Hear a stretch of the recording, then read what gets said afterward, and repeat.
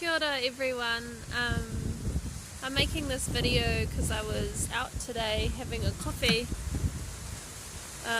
and I did a card reading for myself, which I got the message to share as I was doing the reading, because I think there was a lot of intentional gifts that came through. At the moment I'm working on changing a big paradigm in my life, because I'm setting my intentions and my focus on grounding and manifesting a dream that's really big, creating kind of something revolutionary that hasn't been done before. And I think with anything, that no matter how big or how small our dreams are, if they feel to be a leap, if they feel to be a big jump from one state of being to another state of being,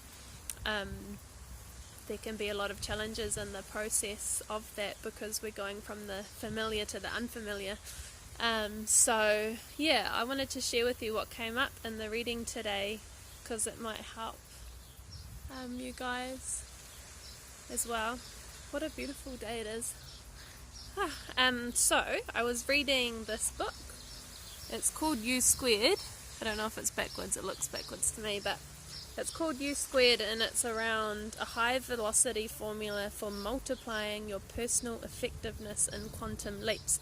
So this book's rooted in quantum physics, and it's a quick handbook which kind of describes the process of making a quantum leap, which and from being at a place of where we are in our lives now, to becoming U Squared, so squaring kind of your potential really, which is making a big leap and seeing really big gains. So I hadn't read this book before, but I'd been recommended it, so I went to the cafe and I started off by doing a card reading for myself. And as I was doing the card reading, as I finished the card reading and started reading the book, I realized that all three of the cards that I had picked before my coffee date of reading this book were actually present in the book. So I'll share with you a bit more about that. But the interesting thing that came up for me through it was that even though sometimes we might feel like it's really hard to kind of create in this physical reality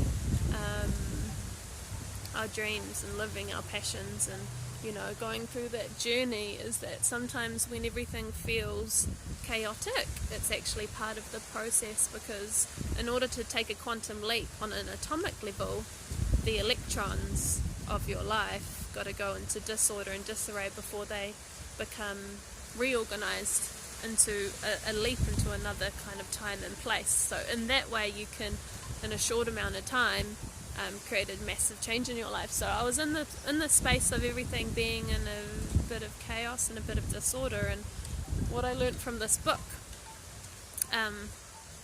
was really, really useful, so I'll share that with you now. I first picked the card Iceberg Submerge, and this is in the Oracle deck. I don't know if you guys have seen this, but it's a beautiful deck, Earth Magic. So I first picked that card, Iceberg Submerge, and then I picked the card Meadow, Vulnerability, and then I picked the card of Mountain and Strength. And so I had those three cards in front of me, and I started reading this book, and I noticed that the word iceberg came up in this book. Where is it? Oh yeah, over here. It says, I'll read it to you, but it says rely on the unseen forces. So this is all around creating drastic changes in your life. Improving your performance by an order of magnitude, becoming U Squared, can sound unrealistic if you think of it as something you have to do all by yourself. So rely on the unseen forces. And then it said in here, the absence of evidence is not evidence of their absence. Think of an iceberg where you see only the tip of what's really there. Just as real, though out of sight, are invisible resources ready to make a profound difference in what you can achieve. All you have to do is open up and let them in.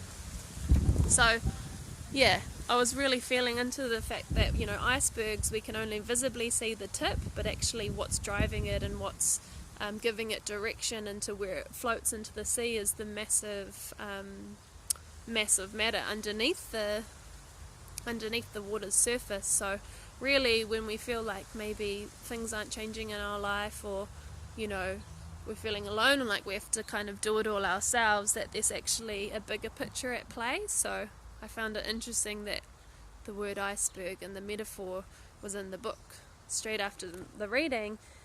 And then I kept going on to the next chapter, which is this one: choose a different set of risks.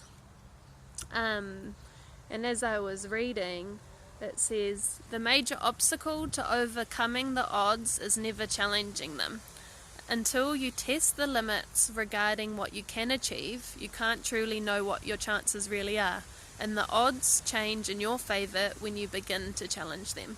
So, yeah, and stepping out into the unknown really is an important process in the creation process. And it says, but if you try to minimize your vulnerability by avoiding a new set of risks, you'll kill your chances for a quantum leap.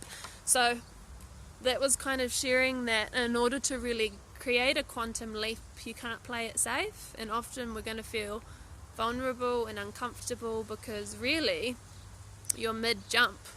You got to set your sights on where you want to land, but the process of jumping and going through that process can sometimes feel like, you're a bit of out of control. You're in the air. You don't know what's going to happen when you really land there. So I started seeing, as I saw the word iceberg, and in the next chapter the word vulnerability, I saw that there was kind of a mystical energy running through that coffee date, because it also came in the consecutive way of when I picked the cards. First I picked the iceberg card, then the vulnerability card, and then the strength card.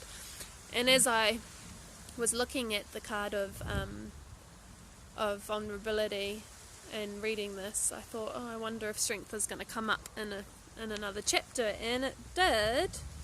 And so in a consecutive chapter, it wasn't the one straight after, but the one following that, it says seek failure, which I thought was kind of interesting. Failure is a resource. It helps you find the edge of your capacities.